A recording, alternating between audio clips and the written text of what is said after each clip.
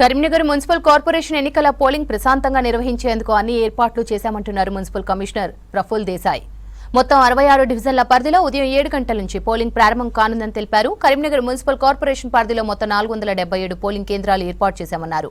ప్రతి ఓటరు స్వేచ్ఛగా ఓటు హక్కు వినియోగించుకోవాలంటున్న కరీంనగర్ మున్సిపల్ కమిషనర్ ప్రఫుల్ దేశాయ్తో Venkatesh face to face.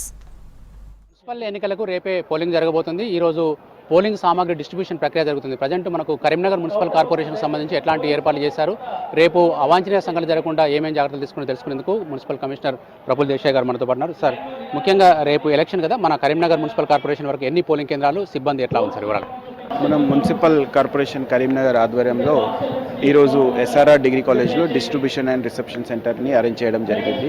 Karimnagar కార్పొరేషన్లో టోటల్ 66 డివిజన్స్ ఉన్నాయి. ఈ 66 డివిజన్కి సంబంధించినట్ల 477 పోలింగ్ స్టేషన్స్ని మనం అరేంజ్ చేశాము. ఈ 477 పోలింగ్ స్టేషన్స్ని కూడా మనం పోలింగ్ ప్లానింగ్ కోసం 33 రూట్స్గా మనం ప్లాన్ చేసుకున్నాము. ఈ 33 రూట్స్కి 33 రిటర్నింగ్ ఆఫీసర్స్ ఉంటారు, 33 మనం జోనల్ ఆఫీసర్ని కూడా అపాయింట్ చేశాము. సో ఇప్పుడు మీ ఇక్కడ టోటల్ దాదాపు 3000 పోలింగ్ పార్టీస్ ఉంటారు, అంటే పిఓస్, ఓపీఓస్, ఏపీఓస్, అండ్ దాదాపు మోర్ దెన్ 1000 పోలీస్ సిబ్బంది కూడా మనము సిపి సార్ అపాయింట్ చేశారు. మున్సిపల్ సిబ్బంది ఒక 1000 to 1500 ఉంటారు. అందరు కలిపి మోర్ దెన్ 5000 సిబ్బంది మనము ఈ ఎలక్షన్ కోసం వర్క్ చేస్తున్నారు. సో ఎక్కడ కూడా మనము ఏం ఇబ్బంది లేకుండా అన్ని మనము ఫెసిలిటీస్ని ఇప్పుడు కంప్లీట్ చేసుకున్నాము.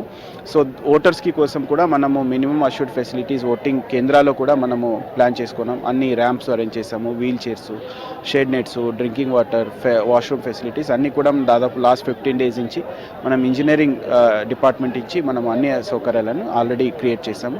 సో ఎక్కడ కూడా ఏం ఇబ్బంది లేకుండా ప్రశాంతంగా ఈరోజు డిస్ట్రిబ్యూషన్ కూడా జరుగుతుంది. ముఖ్యంగా టౌన్ పీపుల్ అంటే ఓట్లేయడానికి అనాసక్తి చూపిస్తూ ఉంటారు, లాస్ట్ కూడా కొంత పర్సెంటేజ్ తక్కువ ఉంది, దాన్ని పెంచడానికి ఈసారి ఏం ప్రత్యేక చర్యలు తీసుకున్నారు?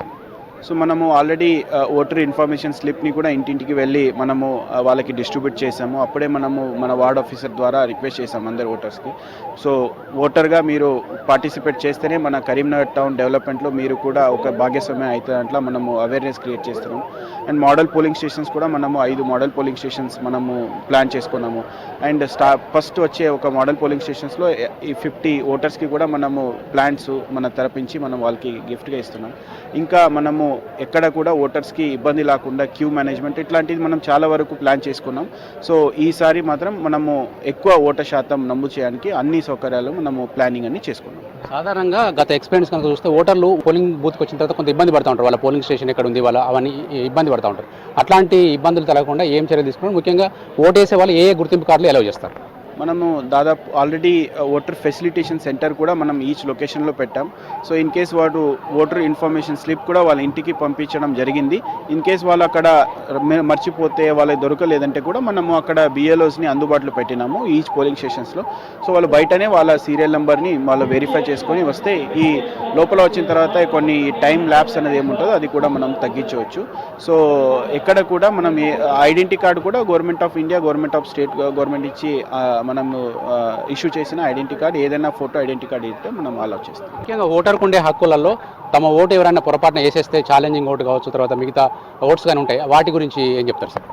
ఆల్రెడీ దానికి ఫెసిలిటీస్ ఉంటాయి, ఛాలెంజ్ ఓటు, టెండర్ ఓట్ అని. అది పిఓస్ అక్కడ అట్లా ఏమైనా దొరికితే పిఓస్కి ఆల్రెడీ ట్రైనింగ్ ఇచ్చాము, వాళ్ళు యాజ్ పర్ రూల్ వాళ్ళు యాక్షన్ తీసుకుంటారు. ఓకే, ముఖ్యంగా ఈ పోలీస్ ప్రొటెక్షన్ కానీ, తర్వాత ఏమైనా సమస్యాత్మక కేంద్రాల దగ్గర కావచ్చు, తర్వాత విలీన గ్రామాలు ఉన్నాయి, ఇట్లాంటి చోట ఏమైనా స్పెషల్ బందోబస్తు కానీ స్పెషల్ కేర్ కానీ తీసుకుంటున్నారు?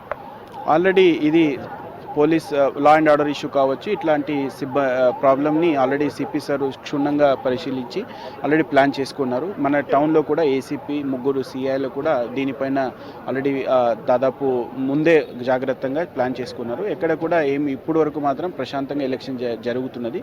సో రేపు కూడా మనము అన్ని ప్లాన్ చేసుకున్నాం, ఏమి ఇబ్బంది రావు. ఈవీఎంస్ అంటే ఒక రకంగా ఉంటుంది సార్, ఇప్పుడు బ్యాలెట్ పేపర్ కదా, వాళ్ళు పోల్డ్ చేసేటప్పుడు ఎట్లా చేయాలి అనేది మొత్తం అవేర్నెస్ ఇచ్చారు సార్?